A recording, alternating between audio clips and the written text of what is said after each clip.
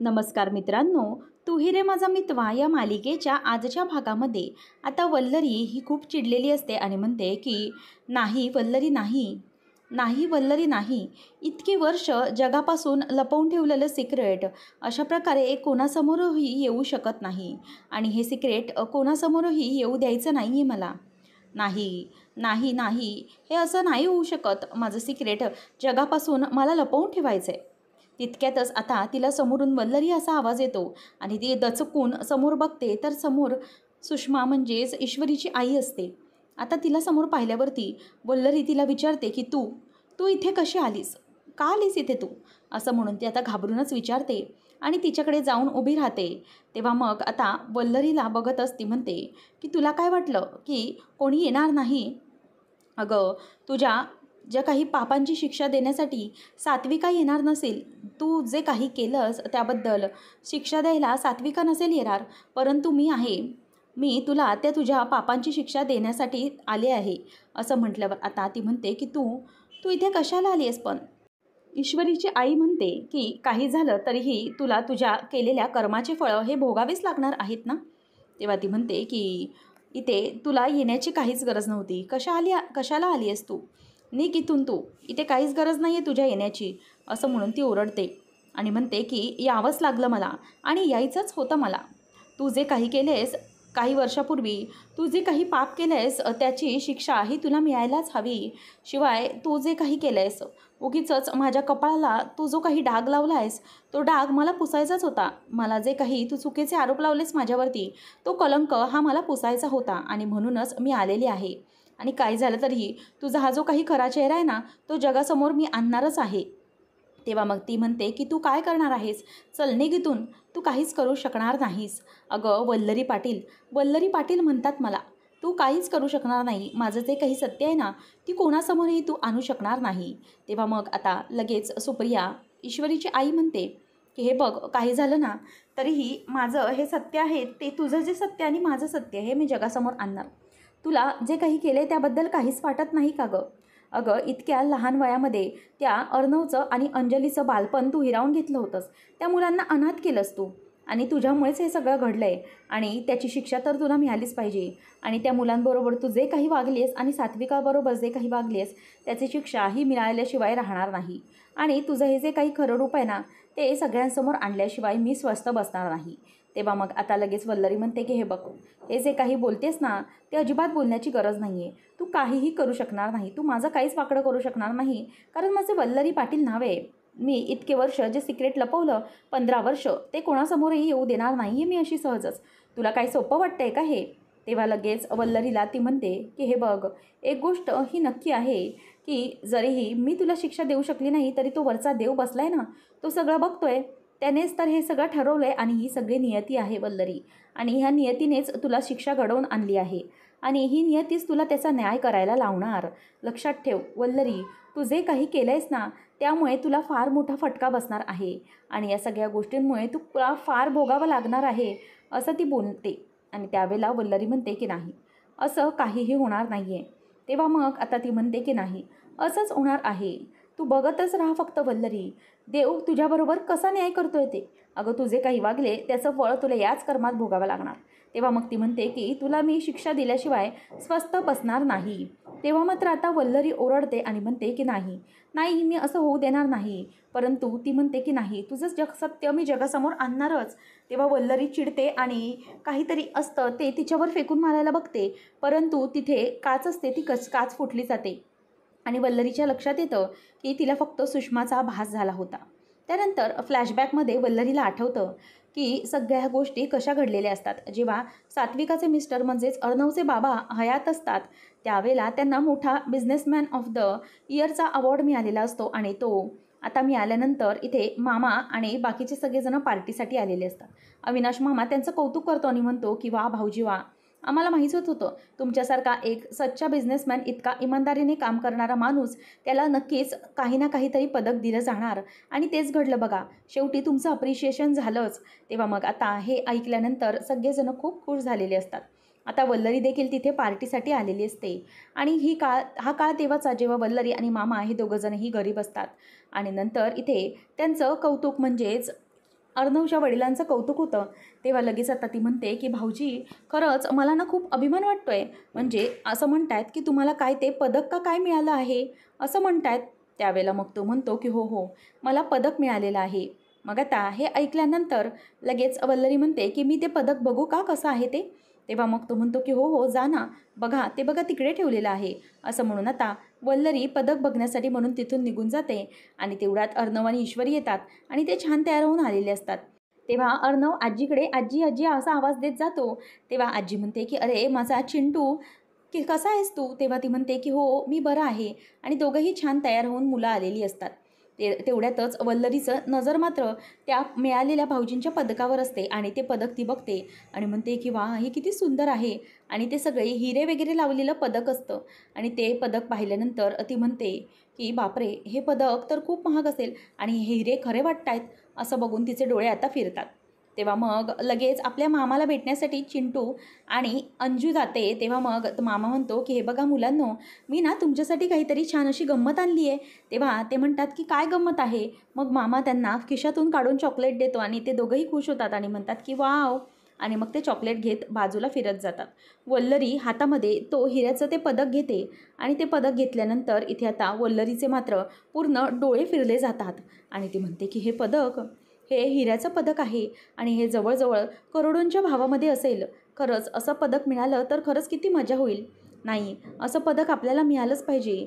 मगच तर आपल्या आयुष्याचं काहीतरी होऊ शकतं.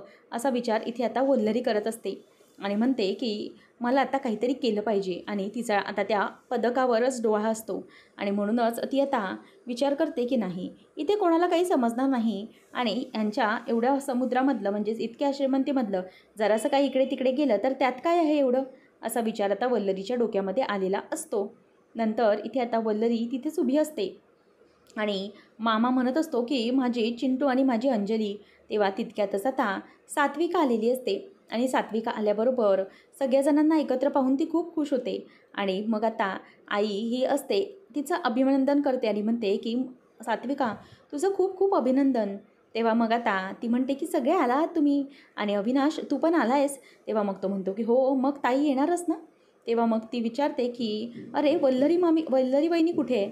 तेव्हा मग आता ती लगेच मागे वळून बघते तर वल्लरी त्या पदकाजवळच त्या पदकाला बघत उभी असते. आता तिथे सात्विकाची नजर जाते आणि ती तिच्याकडे बघत असते. आणि वल्लरीची नियती फिरल्यामुळे वल्लरी ही तिथे त्या पदकाकडेच अगदी डोळे फिरवून बघत असते. आणि सात्विकाला कळतं की हिच्या नजरेत काहीतरी वेगळंच आहे. ती अगदी व्यवस्थित तिला ओळखून घेते.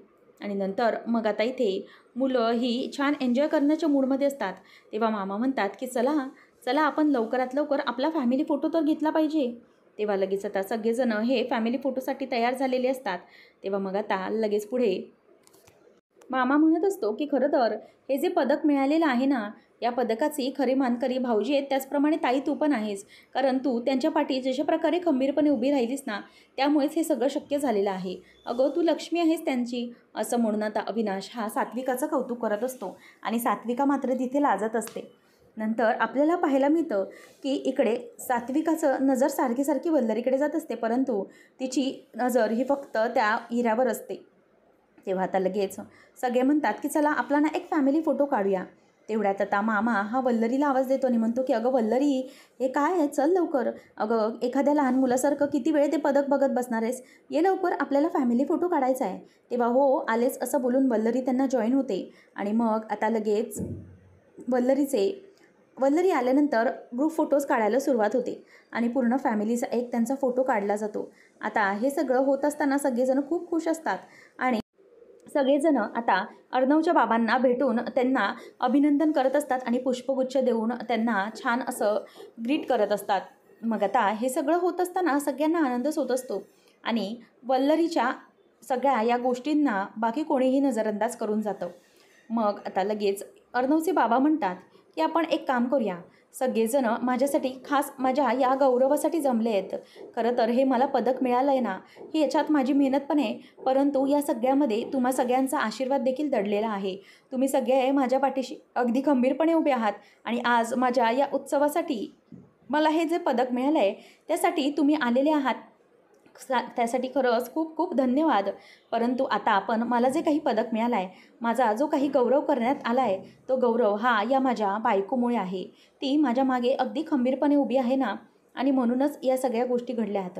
ती माझ्याबरोबर आहे म्हणून मी हे सगळं काही अचीव करू शकलो, असं म्हणून आता त्यांचा सगळा असा सोन्याचा संसार असतो आणि त्याला कोणाचीही नजर लागू नये, परंतु वल्लरीचीच त्यांच्यावर नजर असते. तर इथे आता अर्णवचे बाबा म्हणतात की आपण एक काम करूया, तुम्ही माझ्यासाठी आलात त्यासाठी पुन्हा एकदा तुमचे आभार.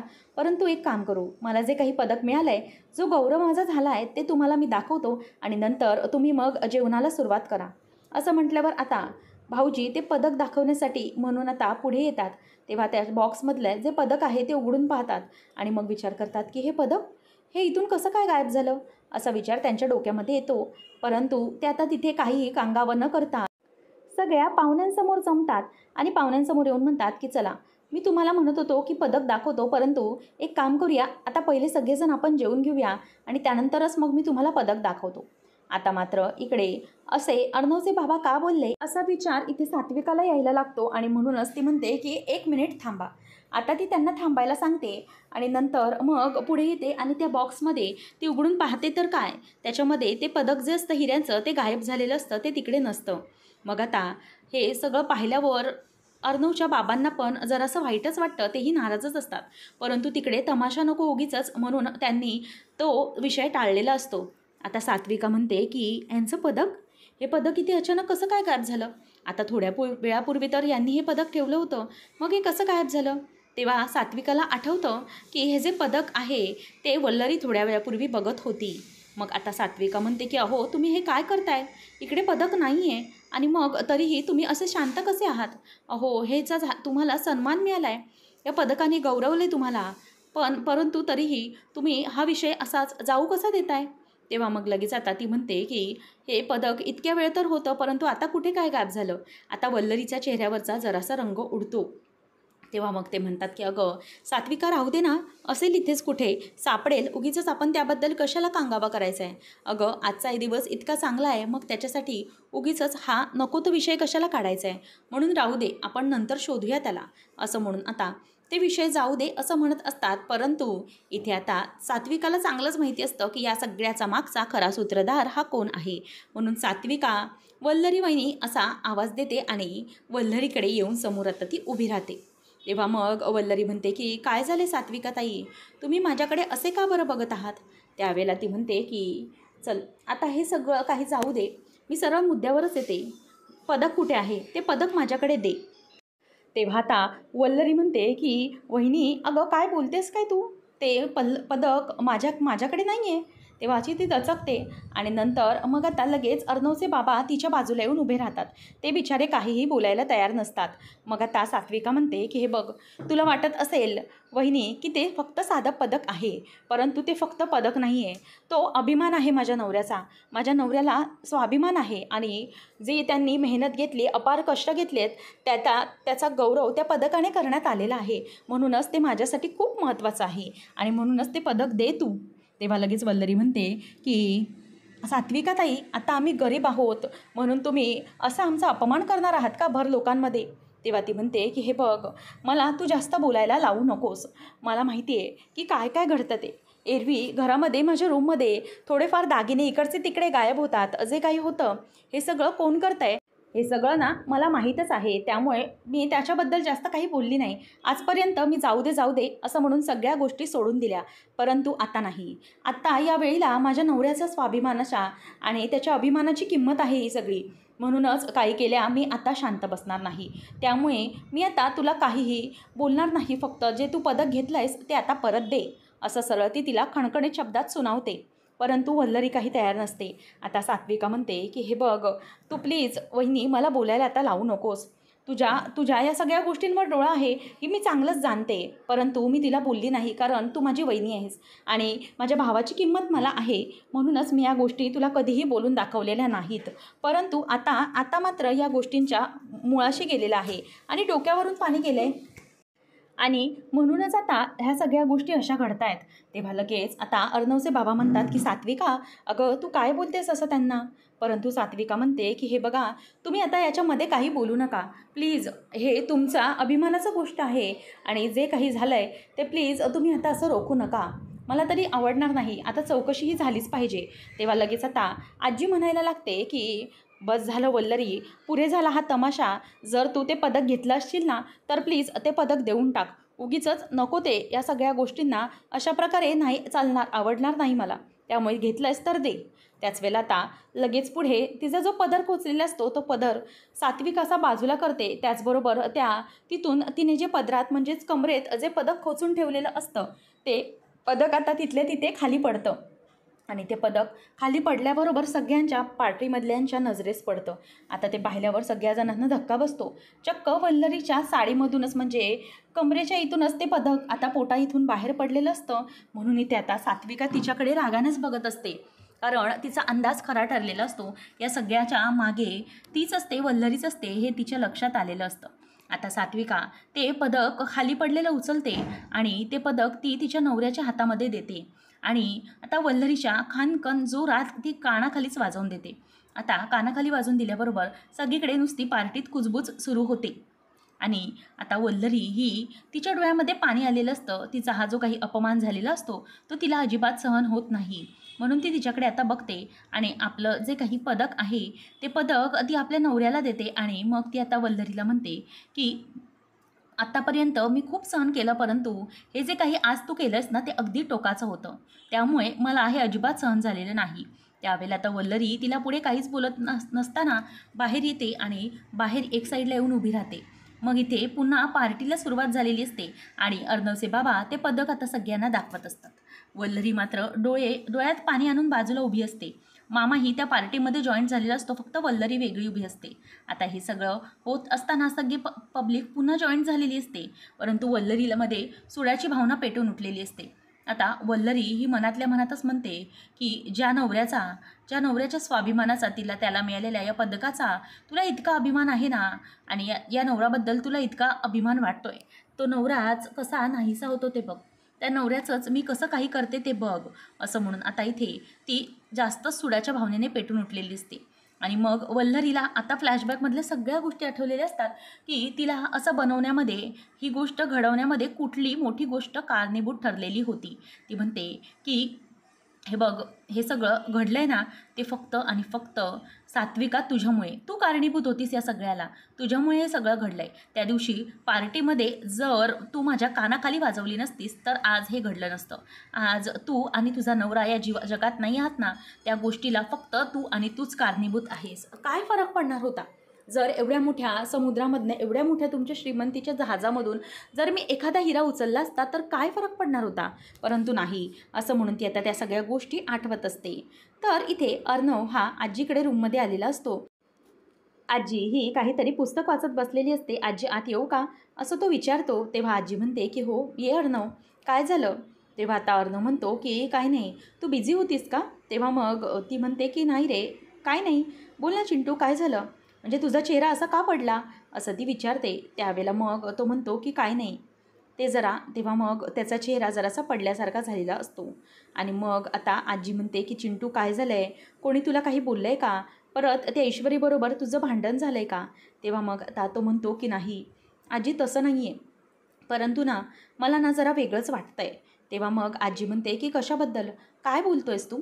तेव्हा मग तो सांगतो की आजी अगं, जेव्हापासून त्या मिस इंदोरच्या घरी मी ईश्वरीच्या आईला भेटून गेलेलो आहे ना, जेव्हापासून भेटून आलो ना तेव्हापासून खरंच फार काहीतरी असं वेगळं वाटतं आहे, म्हणजे ना असं काहीतरी वेगळं जाणवतं आहे मला, असं वाटतं की त्यांच्याशी ना काहीतरी वेगळंच नातं आहे, वेगळंच कनेक्शन आहे माझं. मग आता आजी म्हणते की मला कळलं तुला काय वाटतं आहे ते, तुला तुझ्या आईची आठवण येते बरोबर ना. तेव्हा मग तो म्हणतो की हो, आईची आठवण येतेच, नेहमीच येते, कारण आई माझ्या मनातून कुठेही गेलेली नाही आहे, ती अजूनही आहे, इथेच आहे माझ्यापाशी, ती कुठेही मला सोडून गेलेली नाही, म्हणून तिची आठवण ही सतत माझ्या मनामध्ये असतेच. पण असं म्हणून आता तो शांत बसतो. तेव्हा आजी ही एक अल्बम आणते आणि तो अल्बम ही ती त्याला देते आणि त्याला दाखवते. ज्या दिवशी पुरस्कार मिळालेला असतो ते फोटोजच आजी त्याला दाखवत असते आणि सात्विकाचे सगळे फोटोज म्हणजे ती मशीनवर बसली आणि वगैरे सगळेच फोटोज आता अर्णवला ती दाखवत असते. आणि त्याच वेळेला ते फोटो बघत असताना अर्णवच्या सगळ्या आठवणी आता जाग्या होत असतात. आणि त्या आठवणी जाग्या होत असताना आता इथे आजी म्हणते की हे बघ बाळा अर्णव, मला कळतं आहे तुझ्या मनामध्ये सध्या काय चाललं आहे, तुझ्या मनाची सध्या काय परिस्थिती आहे ना, ते मला सगळं काही चांगलंच कळतं आहे. परंतु आता मी एक गोष्ट तुला सांगते की या सगळ्या गोष्टींमधून ना तू फक्त आठवणींमधून चांगल्या आठवणी घे. तेव्हा तो म्हणतो की कसं आहे ना आजी, इतक्या सगळ्या गोष्टी घडलेल्या आहेत ना, की या सगळ्या गोष्टींना कधीकधी मनाला त्रासही देतात, कधीकधी चांगलंही वाटतं. परंतु काय करणार, या आठवणी आहेत ना ते कधीही माझ्या मनातून जाणार नाही. कारण आईची आठवण कधीही पुसली नाही गेलेली माझ्या मनातून, ती सदैव तशीच कायम राहणार आहे. आई शेवटपर्यंत माझ्या मनात अशीच राहणार आहे. असं म्हणून तो आता स्वतःचंच मन आणि स्वतःचंच मन शांत करत असतो. तेव्हा मग तिथे आता अविनाश मामा आलेला असतो आणि म्हणतो की काय ना अर्णव, या सगळ्या गोष्टी आपल्या आयुष्यात घडत असतात. कधी आपल्या आयुष्यात वाईट गोष्टी येतात, कधी आपल्या आयुष्यात चांगल्या गोष्टी येतात. परंतु या ज्या काही घडलेल्या वाईट गोष्टी असतात ना, त्या आपल्या मनामध्ये कायम असं डोकं वर काढत असतात. काही झालं तरीही आपल्या आयुष्यातल्या या गोष्टी कधीही मागे पडत नाहीत. प्रत्येक वेळेला ती गोष्ट अशी वर काढत असतात आणि काही झालं तरीही आपल्या आयुष्यातले ह्या ज्या काही वाईट आठवणी आहेत त्या अशा बाजूला होत नाहीत. तेव्हा मग आता लगेच पुढे तो म्हणतो की हो, तुझं म्हणणं बरोबर आहे मामा, परंतु या सगळ्या गोष्टींना एकदा आठवल्या की खरंच त्या सगळ्याचा खूप असा त्रास व्हायला लागतो, मग अशी घुसमट वाटायला लागते. तेव्हा आजी म्हणते की कसं आहे ना अर्णव, आता तुला मी एक गोष्ट सांगते, तुला या सगळ्या वाईट गोष्टी आठवतात ना, त्याच्यावरती माझ्याकडे एक उपाय आहे. तेव्हा मग आता तो म्हणतो की कुठला उपाय. तेव्हा आजी म्हणते की हे बघ अर्णव, एक गोष्ट आहे मी तुला सांगते. हे बघ, जेव्हा जेव्हा तुला असं वाटेल ना आयुष्यात की माझ्याकडे फक्त वाईट गोष्टी आहेत, माझ्याबरोबर फक्त वाईट घडलं आहे, तेव्हा फक्त एक गोष्ट तू आठव. ते म्हणजे की तुझ्या आयुष्यात काय काय चांगल्या गोष्टी घडल्यात. तुझ्या आयुष्यातल्या चांगल्या गोष्टींकडे लक्ष दिलंस ना, मग तुला समजेल की तुझं आयुष्य हे किती सुंदर आहे ते. मग आता इथे फ्लॅशबॅकमध्ये घडलेल्या गोष्टी अर्णवला आठवतात आणि त्याला आठवतं की ईश्वरी त्याला म्हणालेली असते की अर्णव सर, कसं आहे ना, तुम्हाला असं मी म्हणते, तुम्ही प्लीज लक्ष द्या त्या गोष्टीकडे की आपल्या आयुष्यात ना आपल्याला असं वाटतं, म्हणजे प्रत्येकाचंच आहे, प्रत्येकाचाच दिमाग तसा आहे. प्रत्येकाला वाटतं की माझ्या आयुष्यात ना खूप प्रॉब्लेम आहे, माझ्या आयुष्यात खूप त्रास आहे. परंतु मी एकच गोष्ट सांगेन, आपल्या आयुष्यात त्रास आहे असं वाटायला लागलं ना की आपल्या आयुष्यामध्ये ज्या ज्या काही चांगल्या गोष्टी घडलेल्या आहेत ना, जे काही गोष्टी आपल्या मनामध्ये घडल्यात किंवा चांगल्या हेतूसाठी घडल्यात, त्या गोष्टी आपण आठवण्याचा प्रयत्न करायचा. त्या गोष्टी एकदा की आठवल्यात ना की मग आपण स्वतःला सांगायचं की माझं आयुष्य काही फार कठीण नाही आहे. देवा, जसं तू माझ्या आयुष्यात वाईट प्रसंग टाकलेस तसे चांगलेही प्रसंग दिलेच आहेस की. मग उगीच आपण कशाला त्या वाईट गोष्टींबद्दलच आठवत बसायचं आणि रडत बसायचं. जर तुम्ही चांगल्या गोष्टी आठवाल ना, तर अर्णव सर तुम्हाला लढण्याचं बळ मिळेल. चांगल्या गोष्टी आठवत बसलात ना की मग तुम्हाला पुढे जाता येईल. म्हणूनच आता या गोष्टी कशाला. तेव्हा ती त्याला समजवत बसताना अर्णव म्हणतो की हे बघ मिस इंदोर, मला तू ना या सगळ्या गोष्टी सांगत बसू नको. या गोष्टीत असं बोलत असतेस ना जसं की याच्यामध्ये तू अगदी हक्क गाजवतेस, ऑथॉरिटीज आहे या विषयांवर तुझी आणि चांगली PhDs केलीस असंच बोलतेस. परंतु मला या गोष्टींची सजेशनची गरज नाही आहे. आयुष्यातल्या चांगल्या वाईट अनुभवांना मी सामोरे गेलो आहे तुझ्यापेक्षा जास्त, म्हणून मला सगळ्या गोष्टी तुझ्यापेक्षा जास्त चांगल्या माहिती आहेत. ओके, त्यामुळे ना तुझी जी बडबड आहे ना ती बंद कर आणि तुझ्या कुठल्याही सल्ल्यांची मला काहीही गरज नाही आहे. त्यामुळे कुठलेही ॲडवाइजेस देऊ नको. त्याच्यामुळे काय ना, समोरचा पण आनंदी राहील आणि तू पण सुखी राहशील. तेव्हा ती म्हणते की चला चला पुढे चला, आयुष्यात खूप पुढे जायचं आहे. असं म्हणून आता ती त्याला टोमणा मारते आणि त्याच वेळेला इकडे आजीजवळ बसलेला असताना त्याला ते सगळं आठवतं आणि तो म्हणतो की आजी पुढे जायचं आहे. आजी म्हणते की काय काय बोलतोयस तू चिंटू. तेव्हा मग तो म्हणतो की आजी, अगं आयुष्यात खूप पुढे जायचं आहे ना, मग या गोष्टींना आठवून नाही चालणार. तेव्हा आता आजी म्हणते की शाब्बाश माझा चिंटू, शाब्बाश, असं म्हणून ती त्याचं कौतुक करते. आणि आता अर्णव म्हणतो की आता आयुष्यात पुढे जायचं आहे तर पुढे गेलंच पाहिजे. आणि इथे वल्लरीला मात्र अजूनही शांतता मिळालेली नसते. वल्लरी म्हणते की नाही, काही झालं तरीही ज्या गोष्टी घडल्यात ना त्या गोष्टींना मी अशा प्रकारे शांत राहून बघू शकत नाही. ती सुषमा आहे ना, काही झालं तरीही तिला मी हे सत्य कोणापासूनही अगदी लपवून ठेवायला सांगणार आणि काही झालं तरीही या गोष्टी घडल्यात त्या मी पुन्हा घडवू शकते. मी वल्लरी आहे, मी वल्लरी, मी काहीही करू शकते. त्या ईश्वरीला या घरात तर मी येऊ देणार नाहीच, परंतु त्या सुषमाचंही काय करायचं ना ते मी अगदी बरोबर बघून घेईन. जर मी त्या दोघांनाही संपवू शकत होते तर मग हे लोक माझ्यासाठी काहीच नाही आहेत. त्यामुळे आता मी या गोष्टी सहन करणार नाही.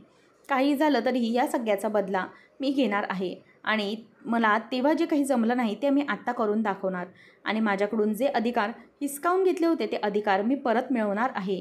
असं म्हणून आता वल्लरी ही खूप चिडलेली असते आणि तिच्या डोळ्यामध्ये नुसता राग आणि रागच असतो.